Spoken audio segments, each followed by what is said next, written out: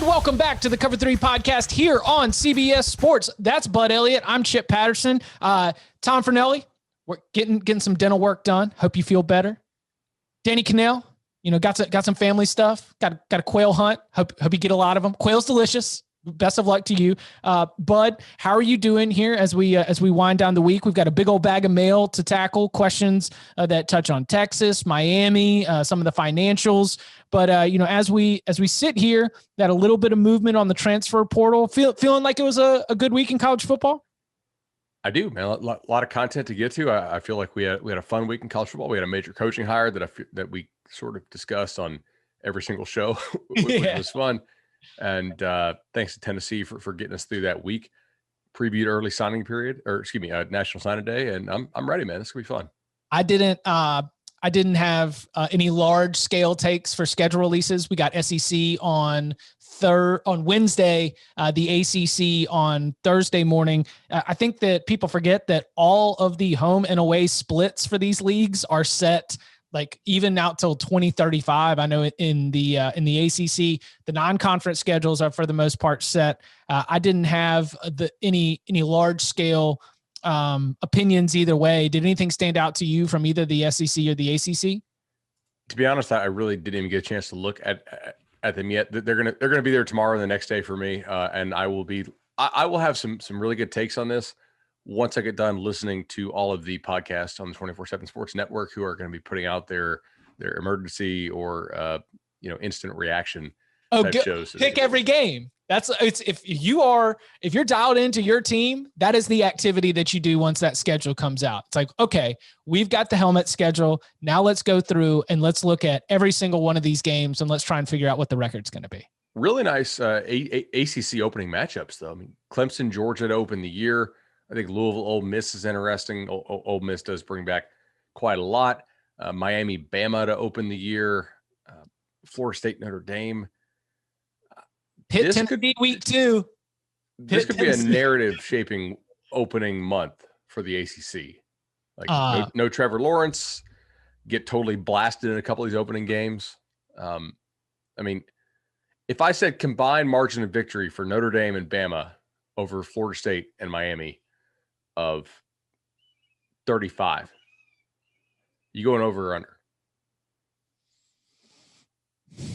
Under, but that's just because I think Notre Dame to start the year, probably, even if they're really solid, and I'm using previous Notre Dame like this year and then maybe the season before, just doesn't feel like that's a team that can come out and blow the doors off. Like just the way they go about their business. But that's fair. That is the only piece that's having me take the under on 35, because I think that Alabama wins by about 24. And I think that Notre Dame wins handily, but whether they win handily by 13 or so, I guess that would be 37. Well, I guess maybe over. Good number right there. I don't know. What would you do? Well, I mean, I set the numbers. That's probably about what I think, right? Like if you set a number and then immediately go over or under your number, you set a bad number. That's true. Right. Fair enough. Week 2, yeah. NC State, Mississippi State, not bad there. Pitt, Tennessee, get a chance to see the Josh Heupel show.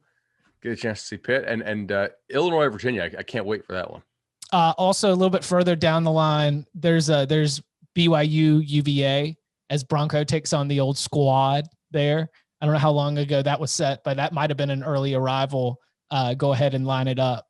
Where Broncos throwing BYU a bone, giving them a solid Power 5 game for the schedule. That's pretty solid there. The ACC is one of these weird leagues that does play these non-conference games even in the middle of the schedule sometimes, and it makes for some interesting predictions when you're going down the line looking at stuff. You're like, oh damn, that's not a conference game. Without a doubt. Another bit of news, new 10-year deal for Northwestern coach Pat Fitzgerald, who, and this is just one of those things that, I overlook sometimes.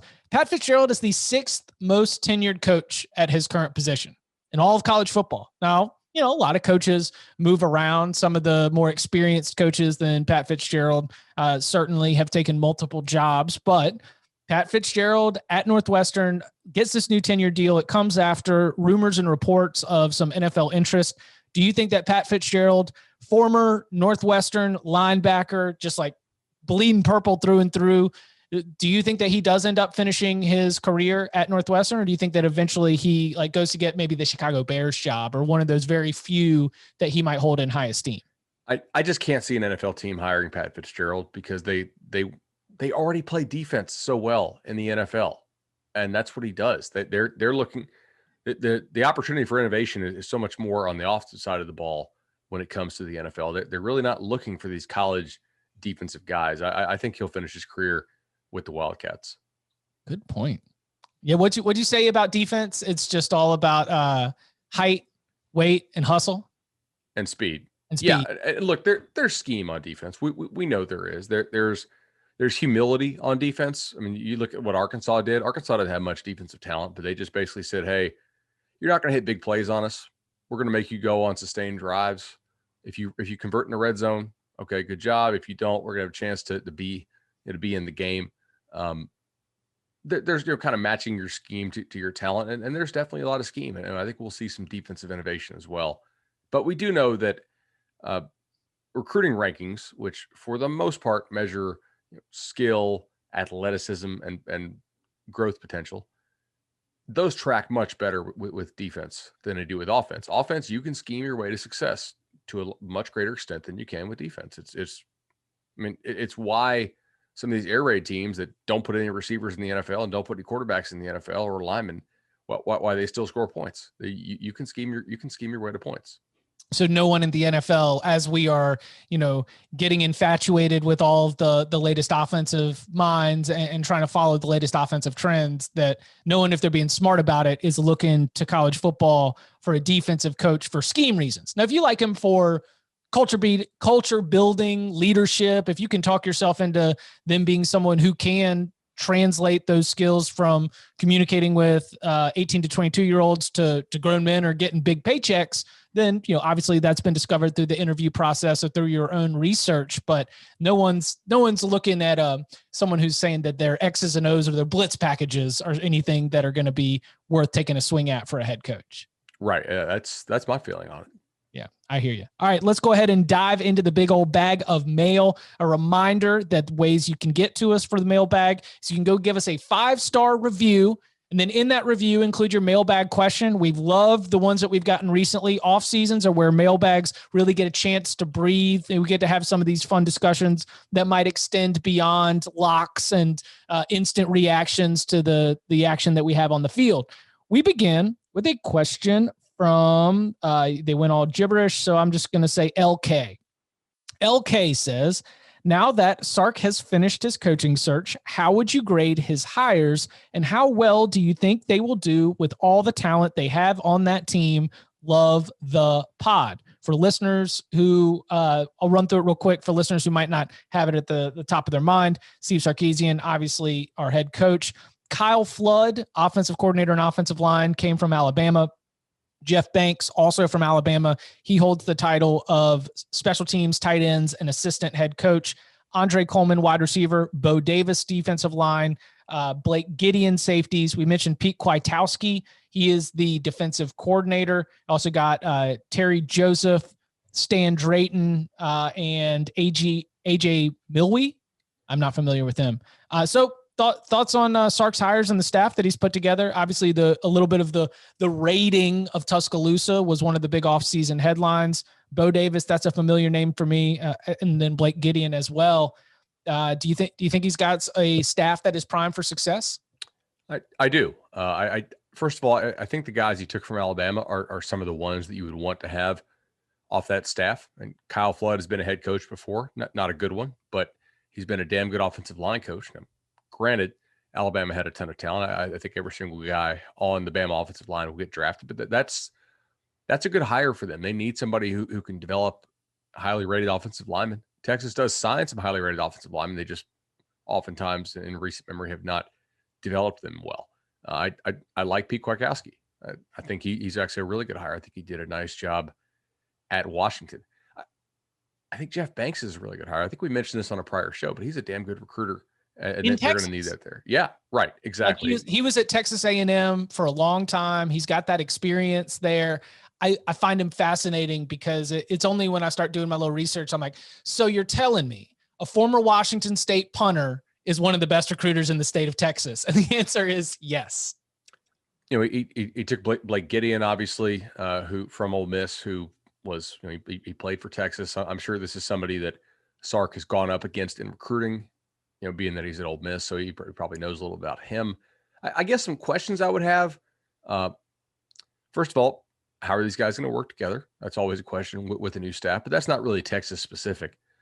Some of these labels that you get on these dudes, it makes me wonder, could there be a too many cooks in the kitchen problem? I'm just trying to nitpick this some, since I said so many nice things about it on the front end. But Terry Joseph is the defensive passing game coordinator. And then Kwiatkowski is the defensive coordinator. And then they have a defensive run game coordinator. Like what? While Gideon is also safeties. Who's actually calling the defense and deciding what they're going to run? Right? Like now, if all these titles, we do see this at some state schools. If all these titles exist because if you have a different title, state guidelines allow you to pay them more money, right? That's why you have executive head coach and deputy head coach and assistant deputy executive head coach and all these things. Then fine. But if this is a real thing that Sarkisian's trying to do, then I'd be interested in how he implements it and how it works. How often have you seen, especially as like defenses are trying to defend against up tempo, no huddle, they're trying to, you know, the communication can be very different. I know that there have been instances before where you're going to get different calls that are coming in, right? Is that where you would be concerned that whoever's calling in the coverage, it's not going to match up with whoever's calling in what's happening up front, and just sort of those different pieces and the communication of it, especially in an up-tempo situation, that those could just, I mean, they almost always lead to breakdowns. So we do see some teams do this. TCU actually, now I don't think they have different guys calling it, but they do not always match their front to their coverage from what I understand. Like they kind of play independent of one another, which has some pluses and minuses that are not probably what we want to discuss in an audio format. I think you would need some video elements to break that down. But yeah, I mean, that'd be one of my concerns if that's actually how they're going to do this. If not, and my guess here, and I haven't seen an explanation, if Sark has explained this, then I missed it, which is possible. But my guess here is that they will have different responsibilities during the week in game prep, right? Like your defensive passing guy is going to be the guy who breaks down all the passing concepts, and your defensive run guy is the dude who'll break down all the defensive run concepts. And they'll both go to, you know, Kwiatkowski, and he'll be like, okay, this is great. And he'll call the defense. Maybe if you have an adjustment to make, you go to one or the other. That seems probably more reasonable. I'm interested to see what happens.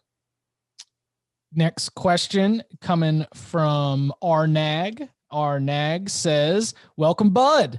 Bud's the perfect fit to replace Barton. Question is best non-team specific pod on the market, hands down. Clearly, our man Arnag is obviously listened to at least one of the team pods from the 24/7 Sports Network. You know, if we're not the best non-team specific pod, he says, what 2020 Power 5 year one coach, I assume this means 2021, what 2020 Power 5 year one coach do you think doesn't make it out of his first contract? Ooh, okay. So 2021, can we get a list? Do we have a list of new coaches? Yes. We'd be talking about, for the SEC, obviously you'd be talking about Clark Lee. Ooh. Would you be talking about Shane Beamer? Would you be talking about Josh Heupel? For the Big Ten, you'd be talking about Brett Bielema. For the Big 12, you'd be talking about Steve Sarkisian. And for the Pac-12, I don't think we had any head coaching changes. Didn't someone get fired? Someone got, Jed Fish. Okay. So, I'm going to pick Tennessee and Heupel, even though yesterday I said good things about him, which I believe, but I just think that he's the one guy who could do a good job and still get fired, because a good job relative to the circumstances, if they are bad enough, which again, I don't know how bad they're going to be. I do know that Tennessee brought in a high-powered law firm to investigate itself and found so much that it fired 10 people and believed it had so much evidence of wrongdoing that it could fire its head coach for cause and not pay him almost 13 million bucks. So you tell me how bad you think it's going to be, because if you have that much evidence to do all that, you probably got some evidence, that would be worthy of some pretty serious penalties. Maybe you have people intimidating compliance, right? Or trying to silence them. Who knows? I think we already said we don't think the McDonald's bag thing was real, or at least not widespread. Right. But I like, if he does a good job there and they get hit with penalties, I just don't think the booster culture is going to be excited about him when they come out the other side of penalties, because doing a good job with those kind of penalties in the SEC is probably going like 4-8, 3-9. You know what I mean? So that, like, that's why I'm going to pick Heupel. Not because I think he'll fail. So I'm going to stay in the SEC East, and I'm going to point to. No, I'm not going to do. No, it's Shane. You're not going to do that to Barton? Yeah, I'm not going to do it to Barton. So it's because of aesthetics. Because you mentioned that with Josh Heupel, like when you were praising the Josh Heupel hire, and you were discussing some of the things that you need to do for the fan base and to be able to make things interesting and exciting. I think that you have an opportunity to maybe catch a wild 7-5 where you're far exceeding expectations. Maybe you catch a little bit of an extension. You go, you basically finished third in the SEC East when you were picked to finish 6th or 7th. And then all of a sudden you're going to be in a spot where you have enough fan support and enough positive momentum behind you to be able to catch an extension. And I would call any extension would be what I would consider the second contract. I don't know if the Shane Beamer hire and the future of South Carolina football comes with the kind of aesthetics that are going to have the eye-popping offensive firepower of what we believe Tennessee will be. I also don't think that the quarterback and the roster talent is there for South Carolina. And if South Carolina and Tennessee, both with year one coaches, are going to be constantly measured against each other, I think that I'm buying Tennessee's stock ahead of South Carolina. I'm not doing this as to jump on the other side of the market, because I know Shane Beamer's the nicest guy. You hear from everybody. He's got friends everywhere. As Barton Simmons said, the hire of Shane Beamer is a life lesson to everybody to just be nice to everyone. Then eventually things can come around for you. But I think that for South Carolina, while Shane Beamer might be able to ingratiate himself with that community and have a lot of positive response, if they just keep turning in 3-5 seasons or 2-6 seasons in SEC play, then he might not make it to the end of his first contract. What kind of odds would you need to get to place a bet that both Heupel and Beamer make it through their first contracts? I would need to get plus 225 plus 250. I mean, both, like a parlay. Like a parlay? Yeah. First, and I haven't seen Heupel's contract, but I'm assuming we're using like a 4 to 5 year window. Heupel's got a 6-year deal, and they both got to make it through. Yeah, you got to go plus 300. I'll give you plus 300 right now. Okay. All right, deal. For charity? Are we allowed to bet on this podcast? Like, can we have host versus host bets? I don't know. We can check that out with. All right, let's say on the podcast that it's for charity. Okay. Right. All right. And if we find out more, we'll call them Skittles. And some Skittles here. Yeah, some Skittles, and the idea that both Beamer and Heupel make it through the end of their first contract, plus 300. Coco, make a tracking doc on this. I feel like we should track this kind of stuff on the show. And maybe like during a slow day in the off season, we should review it.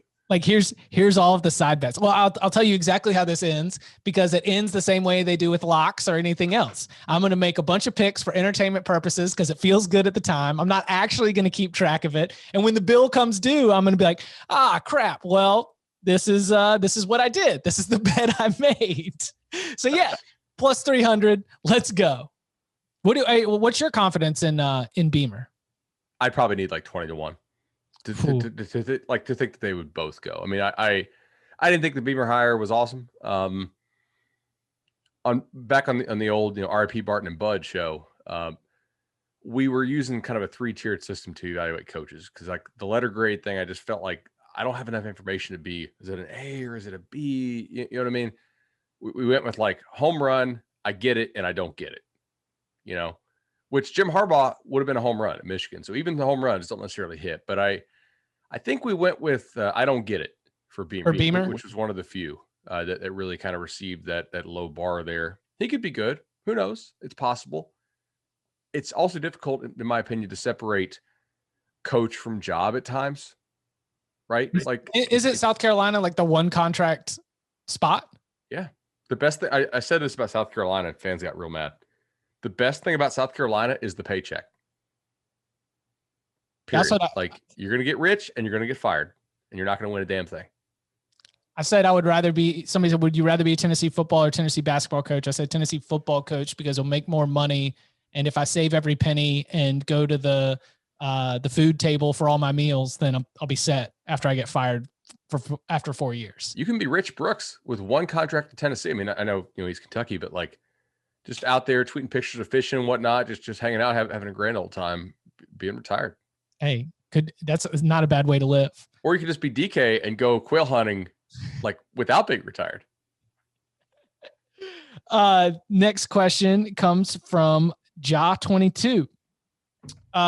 New to the show this year, but I've truly enjoyed it. Glad you have given Bud a home after his comrade left him high and dry. So I got a question for Bud.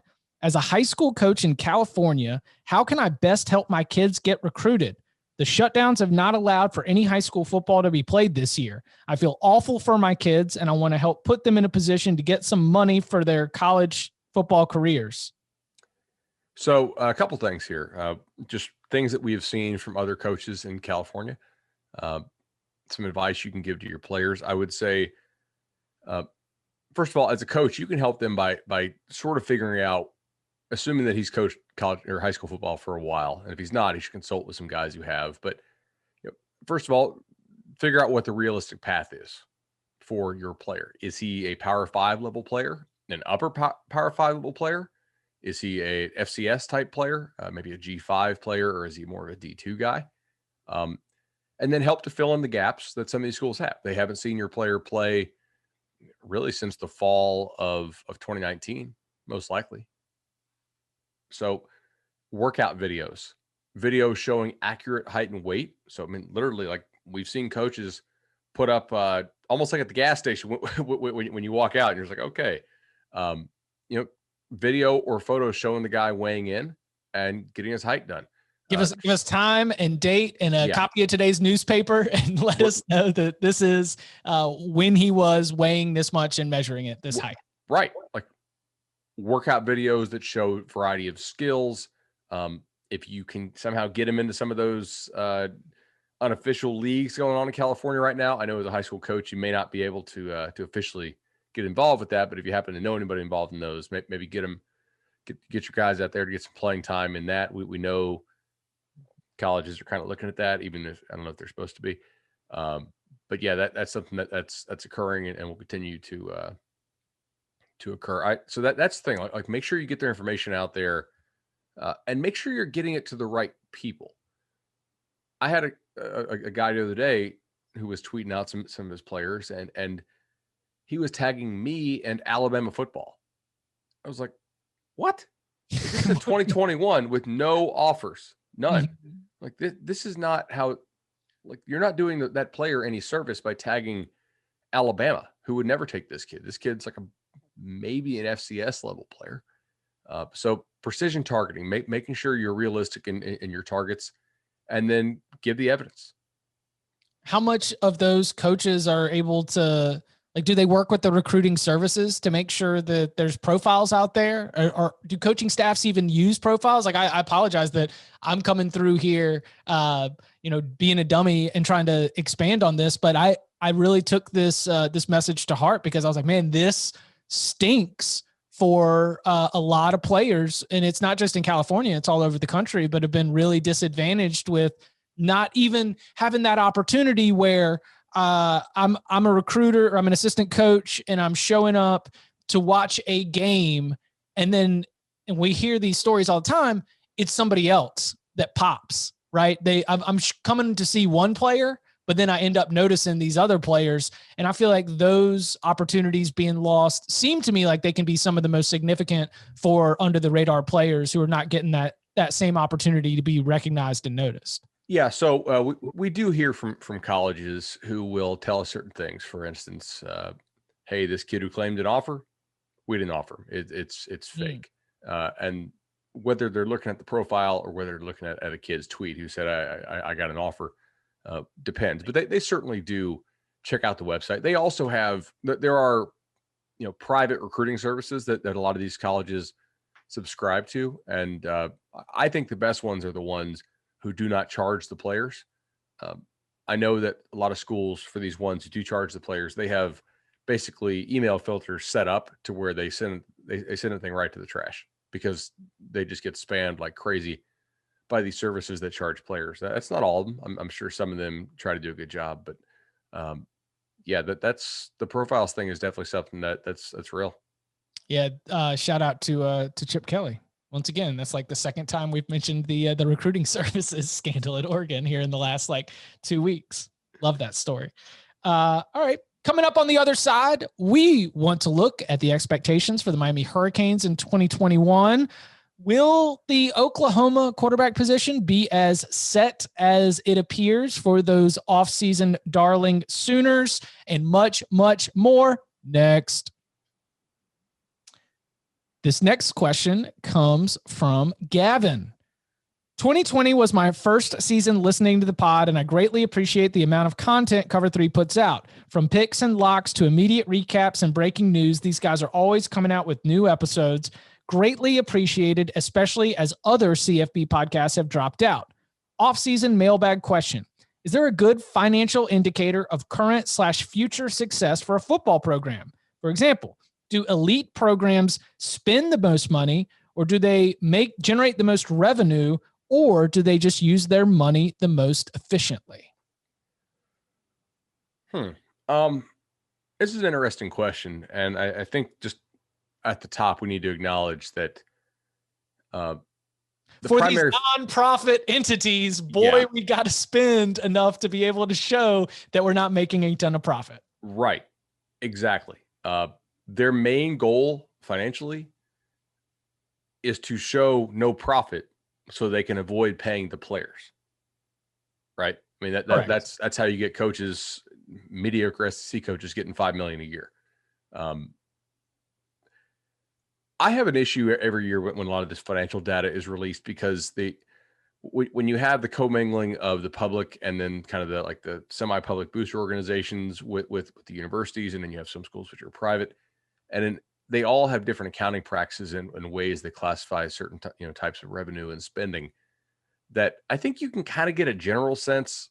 But even people I know who are really smart and look into this, my buddy Matt Brown, who I used to work with, he runs the Extra Points newsletter. Yeah. I think even he struggles with it, right? It's like, because there's so many different ways things are categorized and hidden.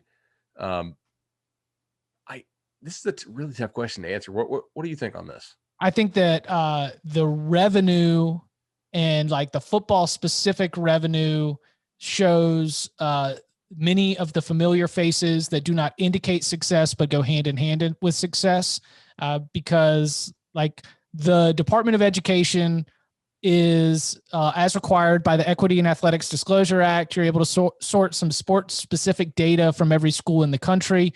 And so this is from 2 years ago, the fiscal year of 2018, July 1, 2018 through June 30th, 2019, top five among Power Five, Texas, Georgia, Michigan, Notre Dame, Ohio State. So very familiar brands, things that should come as not a huge surprise. You could say that perhaps Michigan being up there at number 3 feels like they might have fallen short of the expectations if you were to say third best program, because they, by no on-field measure, they've been the third best program recently. Texas, you could also say that too. But the big, you go a little bit further down to where I start to look at the reasons why they don't indicate necessarily success, and that would be Nebraska at number 10. Because from the summer of 2018 to the summer of 2019, for Nebraska to be the 10th highest grossing college football program that is not at all represented on the field. Tennessee down there at number 12. So I say that it is not indicative of necessarily being on-field success, at least by the numbers that we can get. Chip, I think that's pretty fair. I mean, obviously you want to have more money than not. That's a good question. I want to think on that more. So among the group of five, this is another interesting way to break it out. Number one's UCF. Okay. Number two is Colorado State. I don't think that Colorado State, if it's able to, they've got the new Belgium deal, right? Because they're right there in Fort Collins. They've got like the Fat Tire Party Deck or whatever they got going on. They just put in a new stadium. Colorado State seems to have money, but I don't look at Colorado State necessarily as one of the most powerful group of five schools. SMU, Boise State, Houston, those are all, I would say, top tier group of five programs. And so those make sense. And so it's for me, at least knowing that the data is a little bit tricky to break down, it's almost like I get more thrown off by the programs who don't make sense than the ones who do. And that's what makes me think it is not a direct correlation from your financials to how strong of a program you are. That makes a lot of sense. What do we got next here? Okay. Question from Kyle.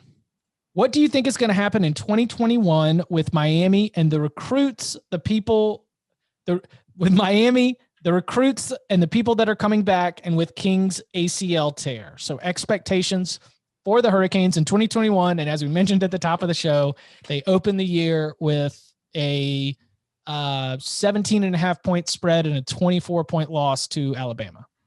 Yeah. So pulling up a couple things here, looking for the Miami schedule and Miami depth chart and Miami, what they did this year. So this year, 8-3 finish. SP Plus had them as the number 20 team in the country. Really, we're pretty competitive in most games, with the exception of two. The Clemson and North Carolina blowouts, and they return a pretty decent bit. I think the D'Eriq King injury is a major negative for their prospects in 2021, mainly because the one area that this team needed to get much better in was the consistency of the pass game, right? If you look at some of their stuff, passing success rate 57th in the country. They were much more explosive than they were, efficient through the air. They also didn't run the ball very well on a down-to-down basis. They really survived almost exclusively on splash plays. Which, look, splash plays are great. Can you dial them up when you need them? At times, Miami could. At times, they couldn't. But if King is rehabbing this summer and not able to work as much, 7-on-7 and pass scale and stuff, which we'll see how much he can do. I assume he'll be out for spring at the very least, given the nature of his injury and when it occurred. Some things are going to fall on other guys for them. I do think getting Jared Williams back at offensive tackle is pretty nice for the Canes. They return basically everybody at receiver. But is that a good thing? Yeah, that receiver position really let me down. And they're getting Charleston Rambo from Oklahoma transfer, right? Yep. I think that whether it's Mark Pope, I feel like there's a lot of players who I've been looking at, like maybe they were like 4-star guys, like guys who committed to Miami on National Signing Day. You're like, oh yeah, that's pretty good addition, but I feel like it hasn't popped. And if Brevin Jordan wasn't open, it was like Brevin Jordan was the first look. Then you would try something on the perimeter. And if the play broke down, he'd look for Brevin Jordan again, and Brevin Jordan's gone. I feel like that wide receiver room has always had an expectation that has been higher than the performance. And I don't know if that's poorly reflecting on the coaching staff or on the players themselves. Like, was this an evaluation issue? Is this a coaching issue within the development? Because you're right that the Rhett Lashley offense, as we saw it, when it worked, it was nothing, boom, 40 yards, like nothing, and playing with tempo and having a good dynamic playmaker like King ends up making that work. But I don't think that, as we're talking about the wide receiver position in the Alabama mold and being able to overwhelm opponents, the Ohio State mold as well, being able to overwhelm opponents with your weapons on the perimeter where they just cannot guard everyone. Miami does not seem to have that. And that to me is more concerning than even necessarily being able to run the ball consistently, or like an offensive line that it seems like we've been talking about has underperformed for a decade at Miami. I completely agree with that. Now, defensively, they're going to be interesting. They lose some big time players there at defensive end. I think they'll take a pretty significant step back at the end, even though they were able to get DeAndre Johnson, a transfer from Tennessee, who may be able to stop the bleeding a little bit. Now, on the interior, they could be better, right? Nesta Silvera decided to come back for his senior year. They also have John Ford, who's coming back for his senior year. They had what's his name? Harrison Hunt step up a little bit this year as a freshman. They bring in Leonard Taylor, who I think will see playing time early on, especially in pass rushing situations. He was a 5-star for us on 247sports.com. Linebacker, I kind of thought that they were a little bit underwhelming this year at linebacker, and we'll see how they do with some of these guys. I know a lot of their fans and their message board doesn't think their linebackers are going to be that good. So we'll see. And they were spoiled at linebacker when they had was it Quarterman? Was it McCord? I mean, there were 3 players who were basically all 3 to 4 year starters, right? Right. Yeah. And those guys they're not there anymore. Yeah. Safety could be pretty nice if Bubba Bolden and Gervin Hall continue to progress. They do have some backups. Avante Williams was a very, very highly rated recruit. He had to sit out last season, so I don't really know what the circumstance was of that. And then Tyreek Stevenson and Al Blades at corner. They get Tyreek from Georgia. This should be a pretty good team. I think this team has a nice chance to play again at a top 20 level. And if they catch some breaks, maybe could be higher than that in the polls. If they don't, they could also be lower than that in the polls. But I would note here, the schedule start they have is not super easy, right? Like they play Alabama. That they're going to lose that game. They physically, I don't think they match up. Very few teams do, and especially because you usually get Bama's attention in that week 1 game. They don't usually sleepwalk that thing, so you're not going to just catch them off guard and pull the upsets. You're going to lose that one. Then they get App State and Michigan, or excuse me, Michigan State. They're favored in both those games, I think, no doubt. But are they favored by a ton? Probably not, right?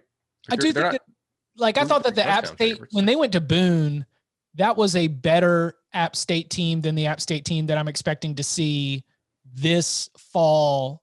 And I believe that there was even a moment in that game where you're just like, oh, okay, well, like there's a speed difference. It was one of the times where Miami was just able to flex because they were a little bit bigger, a little bit faster, maybe even not bigger, but it's just there were a couple of plays where you could tell that there was a major difference that was not going to be able to overcome by execution and not going to be able to be overcome by scheme.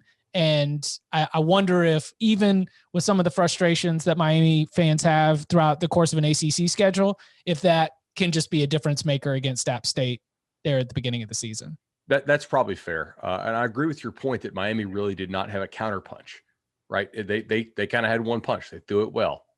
If you could block it, they really didn't have much else. Yeah. All right. This next question comes from, I wonder if this is a chef. The name is Walk and Roll, WOK. Walk and Roll. Somebody got that stir fry going. I know Spencer Rattler is getting all the hype for the Heisman, and OU is getting hype for a championship run, but Rattler showed some concerning play this year. He just didn't seem to have the experience. He has the talent, but doesn't make the right call. It's a world of difference between him and OU's last 3 quarterbacks. None of them got benched against Texas. T-Law seemed to show you don't have to be a starter forever, but you still have to be a stud. At what point in this coming season does OU say enough and give Caleb Williams a chance?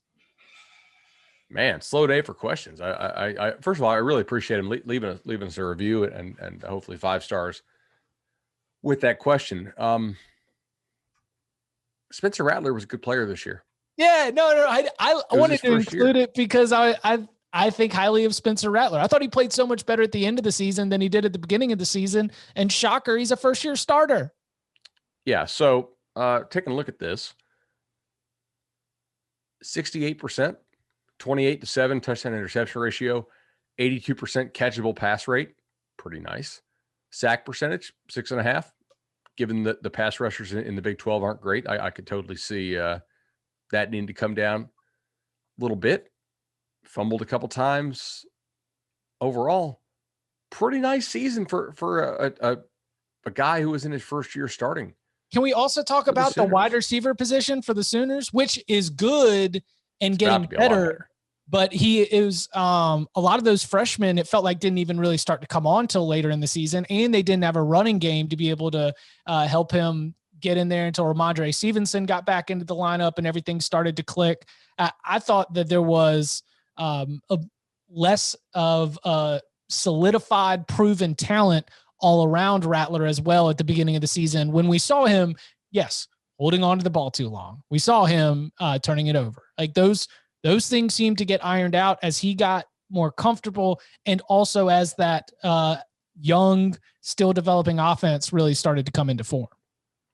I completely agree. I mean, you threw 23 balls to Drake Stoops. I think that says it all about the state of their receiver position at times this year. He's not a player that should be getting 23 targets on Oklahoma. Personally, I mean, I'm not trying to hate on the kid, but yeah, their receiver position is going to be much better this year, to the point where Charleston Rambo, who dropped a ton of passes this year, I mean, 55% catch rate was not great there. I'm actually fairly bullish on Oklahoma, but obviously not as bullish as some folks seem to be. If you want to talk Caleb Williams real fast, sure. Dynamic quarterback. I think he's a really, really good player. I do not think he is at this point. I do not think he is as advanced a passer to the same point in their careers as Spencer Rattler was. I do not think he's somebody who's ready to come in and play day one. I think he has a very high ceiling, but no, I would have serious doubts. If Caleb Williams was a starter for Oklahoma, I would pick Iowa State to win the Big 12. 5-star prospect, consensus top 10 player from DC. I guess he didn't play. Right. Right. Exactly. Yeah. So I think him having a little learning year and seeing if Rattler can keep building on a pretty nice year is the proper way to go there, in my opinion. Next question from Bama alum 19. Mailbag question here. Hi guys, I wanted to start by saying how much my husband and I enjoy the pod. He was hesitant to listen at first due to us being Bama alumni and Danny's past transgressions against the Tide. However, we gave it a go and are happy to report it's our favorite sports podcast. Also, Danny is a great addition. Love his takes. My question is about Georgia Tech. My husband's entire family are alumni, and every time we get together, they commiserate about the current state of their program. It's my understanding that the program has a legendary history full of wins, but they say the issue now is that due to the high requirements to get into school, they can't recruit top talent like Bama or Georgia. I know one of you played at Harvard. Barton played at Yale. No, not Harvard, but still. I understand. So do you think elite academics affects recruiting in a negative way? Do you think Jeff Collins is on the right track? And is there hope for Georgia Tech? Love, Roll Tide. So I drew a Venn diagram here for those of you watching on YouTube. Can you read that? It says good players and good, what's the other one? Students. Good players and good students. Yes. Right. So the thing is, it's a Venn diagram, which means there's very little crossover between the way he drew it. Yeah, those two skills are not related to one another. So you're trying to find people who are very good in two things as opposed to people who are very good in one thing. And it's just math, right? Like how many people are this big, this fast, and also this smart. Like, you're adding another superlative on their kind of genetics and development basket. It's just hard to find. I think that's really the major reason why. It's not. That's not to say recruits are dumb, but if I'm trying to win football games, I don't want academics to be something that holds me back. That's why if you're at some places, you got to be really creative with what you run. Well, all right, as off the top of my head, Notre Dame, Stanford, Wake Forest, Vanderbilt, like that's Northwestern, like Rice. You've got to have a plan. I understand that you need to be creative. I mean, what is the hope? What is the model? Like, is it the Dave Clawson, we're going to redshirt everyone, and we want you to come spend a year in our program. We're going to try to really focus on player development so that by the time you do see the field, you are physically more prepared and also at the top of your game from a skill perspective. Is it I don't even know what Stanford's identity is right now, but clearly they went for a certain type of, we're going to build from the trenches out. Like, what is the path? And I guess even for the question, like, do you think that Collins, who has had some wins, Jahmyr Gibbs, that's a really good player. That's somebody who's able to come in and have an instant impact. He has been recruiting at a top 30 level ever since he got hired. Because is that a path? Is that something that's sustainable? Is it a path? Yes. Is it a path to what? To getting back to winning a national title? No. I mean, like, Georgia Tech's not going to win a national title. No, it's not going to happen. They're just not realistically able to get that level of athlete and enough of them. I think Notre Dame, everybody knows this. This kind of goes back to Lou Holtz thing. Each coach there kind of manages to finagle a certain number of academic exemptions, or whatever the term you want to use for it is. But then they still have to make sure they keep those kids eligible once they get into school. So you can't take a kid who can't read at Notre Dame, right? At some other schools, I think you probably can, as long as you're willing to just tutor the absolute heck out of them and maybe do some underhanded stuff. But yeah, like that, it's just a supply and demand thing. The other thing is that it's not like those kids who have really good academics and really good talent don't want to go play for Bama or Ohio State. Like, they get some guys who are really good students as well. So that further complicates matters. You're smart and good at football. Come to the actual good academic school, or the better academic school. I probably shouldn't not. I don't want to imply Bama's not a good academic school. That's where I got my JD from.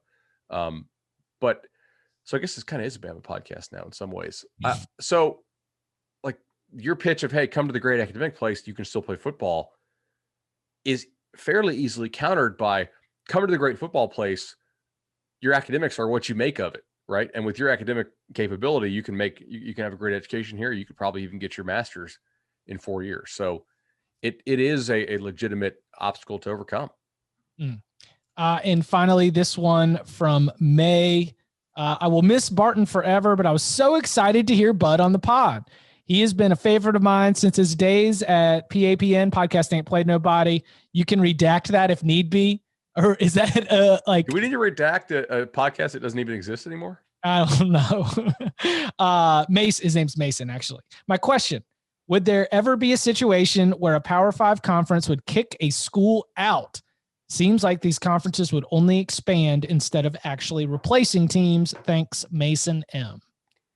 So we thought of a couple examples of this either coming close to happening or actually happening. But we debated whether we even take the questions. We didn't have enough of them. So I DM'd my buddy Matt Brown, who I mentioned earlier on the podcast, the Extra Points newsletter. And the two that I come up with were Temple did get kicked out of the Big East back, I think it was like 03, 04-ish. They were just really bad. Right? No, they were in the Big East at the time. Okay, but where did they land after that? I think, did they go to the MAC? Because the MAC had odd football count for a little bit, and I think that it was a strange a string conference affiliations. They were in the MAC from 07 to 11. They were independent from 05 to 06. They were kicked out of the Big East after the 04 season, back into the Big East for a single 2012 season. Then, of course, it becomes the American Athletic Conference. Now, I will say we have not seen a Power 5 team booted in really ever, I don't think. Even though the Big East was kind of technically Power 5 back in 04, it was, but that was at the beginning of them being rated by the ACC with Miami, Boston College, Vatech, and the old later. Southwest Conference folded, and Right. there was some, like, TCU was left out in the wind on that one. But if you stay at a bar till closing time, that's everybody getting kicked out. It's just closing time. Like you're not getting bounced prematurely. Sure. Baylor, there was some discussion. I think it was informal. I don't know if they ever took this to a vote. Back during the whole sexual assault scandal, there was some discussion about kicking Baylor out of the league, and I don't think that ever actually went anywhere. Matt had some good examples, though, of some other teams who have been booted, usually for financial reasons or for non-performance. Idaho and New Mexico got kicked out of the Sun Belt a couple years back, but they were only provisional members at the time, so that was easier to get rid of them. Chicago State got kicked out of the Summit League over financial stuff back in 06, he said, which is long, 06, and also Summit League. He said, and then really, you would have to go back to the 1950s. It's extremely rare. However, the Big Ten did debate it with Northwestern in the 1980s. Because of non-performance? He didn't say. I'm not really totally sure. Okay. He said, now, I said, so it basically never happened. He goes, right. It nukes presidential relationships so much. If you're thinking about kicking somebody out for rule breaking or whatnot, I can't think of any examples off the top of my head after World War II either that actually happened. So I think competitively, for performance reasons, no one wants to kick out a guaranteed win. Right. Yeah. Like there'd be no motivation if I am the university president or the athletic director. I'm not so concerned with our average SP plus ranking that I want to drop this bottom feeder, because I would rather have, if they are the 125th best team in all of FBS, even though they're in a Power 5 conference, I would rather be able to have that on the schedule as a game that we can build depth, we can play our backups, we can play our young players, and we can get ourselves a win. So I would say, I think that there are limits to that idea, right? Like the Big 12 would never kick out Kansas because I think it's a founding member and also basketball. But at the same time, like if they continually are, if they were to return for a little while, they were like the worst team in the entire country, including all the G5 teams.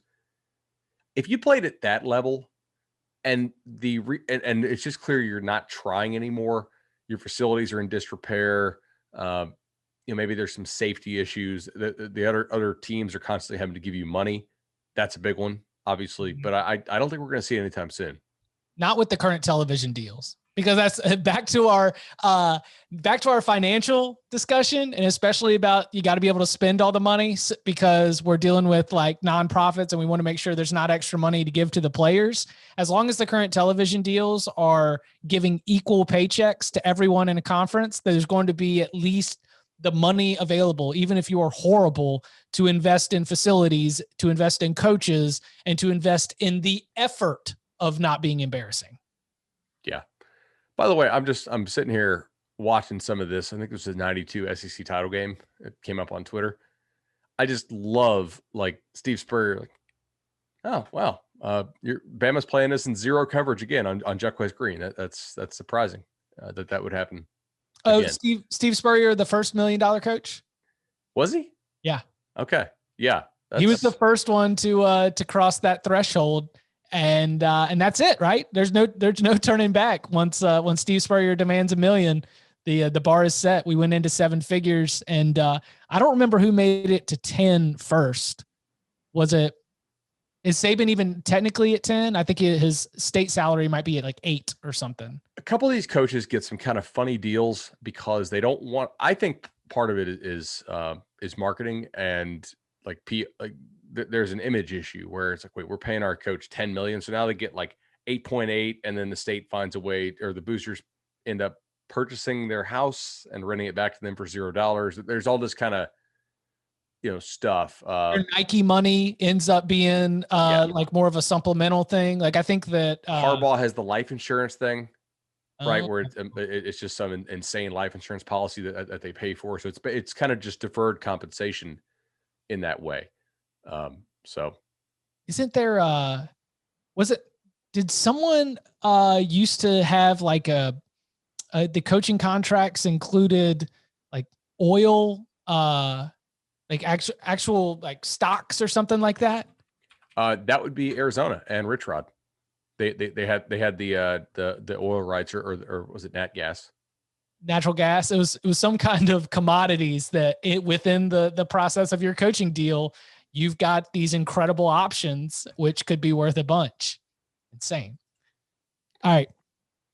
He is Bud Elliott. You can follow him on Twitter at BudElliott3. You can follow me at Chip_Patterson. We will be back on Monday as we continue to look ahead. Remember, Wednesday, National Signing Day, 24/7 Sports for all your coverage. Wednesday night, we'll be doing a Signing Day instant reaction show. So a lot of stuff going on here. Make sure you're subscribed on the Cover 3 podcast, wherever you get your podcasts. We are on Spotify as well. Bud, thank you very much. See you, buddy.